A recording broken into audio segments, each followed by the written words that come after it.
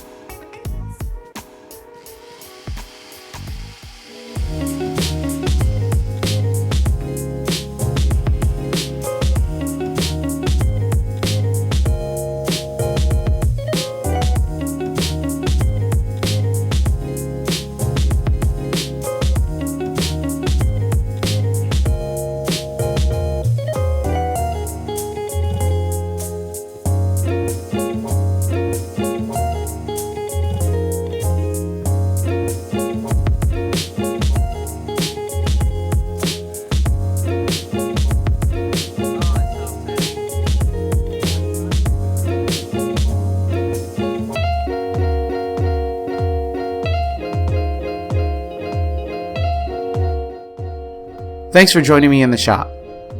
You know the drill. If you like what you see, go ahead and subscribe. And make sure you click the little bell to be notified of new content. There are also links in the descriptions for some of the products used. And remember to be safe out there in your shops, and dread not and make something. Peace.